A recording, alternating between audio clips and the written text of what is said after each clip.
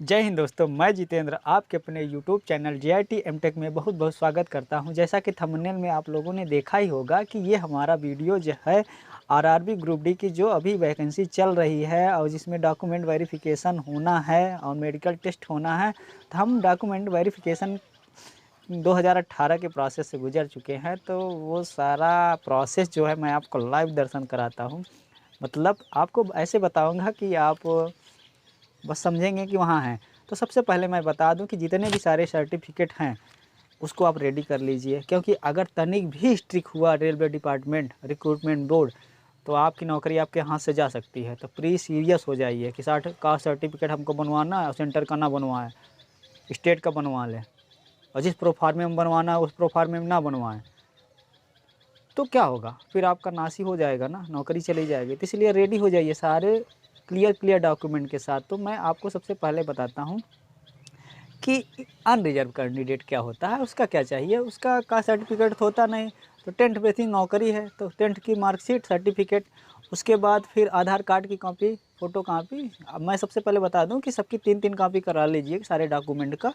और उसके बाद ये हो गया अनरिजर्व का सर्टिफिकेट। हायर क्वालिफिकेशन, जैसे एजुकेशनल क्वालिफिकेशन हायर होता है, तो जैसे जो डिपार्टमेंटल एग्ज़ाम होता है तो आपको वो क्वालिफिकेशन पहले से मेंशन होती है और आपको उसमें बाद में प्रोसेसेस नहीं करने पड़ते, पहले से मेंशन होती हैं। तो आप अगले एग्ज़ाम में उस मेरिट बेसिस जैसे डिपार्टमेंटल एग्ज़ाम होगा उस हायर क्वालिफिकेशन की नौकरी का एग्ज़ाम दे सकते हैं। इसलिए आप हायर क्वालिफिकेशन का जो मार्कशीट लगाएंगे, इंटर का हुआ, ITI हुआ, टेक्निकल बीटेक, डिप्लोमा, ये सारे सर्टिफिकेट लगाते हैं। उसके बाद फिर होता है EWS, जो कैंडिडेट होते हैं जनरल वाले, उनका सर्टिफिकेट लगता है। और फिर आते हैं इसके बाद SC ST का, तो उसका कास्ट सर्टिफिकेट सेंट्रल का होना चाहिए, सेंट्रल का नहीं होगा तो फिर दिक्कत हो जाएगी। उसके बाद OBC का भी आते हैं तो उसका भी सेंट्रल का होना चाहिए। और इसमें आप नोटिफिकेशन ध्यान से पढ़ेंगे तो 1 ईयर दिया है, तो मैक्सिमम अभी चल रहा है 6 मंथ का ओल्ड होना चाहिए OBC का कास्ट सर्टिफिकेट। लेकिन उसमें नोटिफिकेशन में ध्यान से पढ़ेंगे तो 1 ईयर का टाइम दिया है। तो 1 ईयर पुराना रहता है, चल जाता है, तो आप लोग नया बनवा लीजिए। कौन सा 10-15 दिन लगते हैं, हफ्ते भर में बन जाता है कास्ट सर्टिफिकेट। तो आप लोग वो बनवा लीजिए। और फिजिकल हैंडीकैप का जो सर्टिफिकेट बनता है CMO ऑफिस से होता है, उसको क्लियर रखे और सही डॉक्यूमेंट रखे। और एक सर्विस मैन हो गया तो उसका रिटायरमेंट जितने सारे डॉक्यूमेंट्स होते हैं वो सारे रखे, रेडी रखे। और जितने भी सारे जैसे आरक्षण से रिलेटेड पोस्ट हैं उसके सर्टिफिकेट हमारे पास होने चाहिए, और विद ओरिजिनल ID प्रूफ के साथ। और उसके साथ फिर हम बताते हैं प्रोसेस क्या होता है। आप ध्यान से सुनिएगा, प्रोसेस क्या होता है इसमें लाइव दर्शन हो जाएगा। सबसे पहले हम लोग जाएंगे डॉक्यूमेंट के लिए, 100-150 जितना लोग की कैपेसिटी होगी वहाँ बुलाएगा आपके बोर्ड में, रिक्रूटमेंट बोर्ड ऑफिस में। उसके बाद वहाँ आपको एक फार्म दिया जाएगा। उस फार्म में आप अपना नाम, address, father's name, date of birth, सारी चीज़ करेक्ट लिखना है। फिर क्वालिफ़िकेशन डिटेल लिखनी रहती है, वो सारी चीज़ें करेक्ट लिखनी रहती है। फिर उस फार्म के साथ साथ आपके सारे डॉक्यूमेंट की फ़ोटोकॉपी पेस्ट होती है। उसके बाद आपकी फ़ोटो रहेगी, 3 फ़ोटो लगभग मंगवाते हैं, तो एक फ़ोटो पेस्ट होगी। उसके बाद उस फ़ोटो को ले जाने के बाद आपको फिर आगे प्रोसेस होता है, उसका सारा चेक होता है, सारा फार्म चेक होगा। उसके बाद आपकी बायोमेट्रिक होगी। बायोमेट्रिक आपका थंब लगेगा, अंगूठा लगेगा, उंगली, जितनी सारी बायोमेट्रिक उसमें हुई रहेगी। जो बायोमेट्रिक CBT देते समय होता है उसी का फिंगर का चेकअप होता है। उसके बाद आप बायोमेट्रिक देने के बाद आपका अगर 90% नहीं बता रहा है तो उसके भी लेंस वगैरह से आपका ये बायोमेट्रिक चेक करते हैं कि आपकी जो रेखाएं हैं, कभी कभी ड्राई स्क्रीन हो जाती है, रफ स्क्रीन हो जाएगी, कुछ भी स्किन है भाई, कुछ भी हो गया तो बायोमेट्रिक रीड नहीं करता। तो उसके आप डरिए मत, वो सब अपना देख लेंगे। आप अगर क्लियर स्टूडेंट, सही स्टूडेंट है तो इसके लिए कोई डरने की बात नहीं। और फिर बायोमेट्रिक होने के बाद जस्ट आपका फिर अगले प्रोसेस में जाते हैं।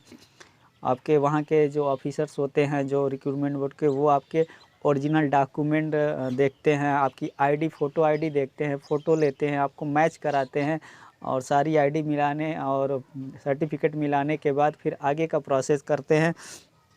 आपका साइन मरवाते हैं कि आपने जो फार्म में साइन किया है, सॉरी फार्म नहीं, जब एग्ज़ाम देते समय साइन होता है, फार्म के समय भी शायद फाइन लगा है, तो वो सारा साइन मैच कराते हैं। फिर आपका थंब लगवाते हैं, लेफ्ट हैंड थंब, उसको मैच कराते हैं। उसके बाद ये सारी चीज़ें मैच कराने के बाद आपको इतना सारा प्रोसेस हो गया। आपका फॉर्म फिल कराए, उसके बाद उसमें डॉक्यूमेंट लगवाए, उसके बाद अगले प्रोसेस में आपको बायोमेट्रिक हो गई, फिर उसके बाद आपका सर्टिफिकेट चेक हो गया, सारी चीज़ मैच होती गई, उसके बाद थंब लगा लिए, सिग्नेचर लगा लिए, फिर आपको क्या करते हैं, आपको एक स्लिप मिलती है मेडिकल के लिए, ठीक। उसको हल्का सा भरने के बाद फ़ोटो पेस्ट होने के बाद आपको क्या होगा कि आपके लिए मेडिकल का जैसे किसी भी जोन का 2-3 मेडिकल हॉस्पिटल होते हैं रेलवे मेडिकल हॉस्पिटल, आपको 2-3 दिन टाइम लेके जाना है, ये तो पहले ही बता दिया जाता है। ये सारी चीज़ें आपको देखेंगे नोटिफिकेशन में मेंशन है, ठीक। तो उस मेडिकल फार्मे को आपको दे दिया जाता है या ऐसे ही अलॉट कर दिया जाता है कि आप यहाँ अपना ये एडमिट कार्ड लेके जाइए, जो कॉल लेटर है लेके जाइए, और आपको वहाँ मेडिकल आपका हो जाएगा इतने रोल नंबर से इतने रोल नंबर या इतने कैंडिडेट के उनके पास भेज दिया जाता है सारा डिटेल। तो वो आपको वहाँ भेजेंगे 1 दिन 2 दिन, उस दिन तो नहीं हो पाएगा, 1-2 दिन के बीच में आपका मेडिकल हो जाएगा। और आप मेडिकल फिर अभी तो वीडियो अगर अच्छी लगी हो तो इसको लाइक करिए, सब्सक्राइब करिए, अपना प्यार दीजिए। आपको इन्फॉर्मेशन बेसिस से वीडियो है और ऐसे ही प्यार देते रहेंगे तो हम अभी मेडिकल का भी डालने वाले हैं कि मेडिकल में क्या क्या चीज़ें होती हैं, आई फॉल्ट है और वहाँ जाके क्या करवाते हैं, कहाँ कपड़े निकालने हैं, कहाँ एक्सरे होना है, कहाँ आपकी बॉडी चेकअप होती है, कहाँ ब्लड टेस्ट होता है, यूरिन टेस्ट कैसे होता है, ये सारी डिटेल डालेंगे। तो वीडियो अगर अच्छी लगी हो तो भाई लोग लाइक सब्सक्राइब कर दीजिए और इसी के साथ वीडियो समाप्त करते हैं। जय हिंद, जय भारत।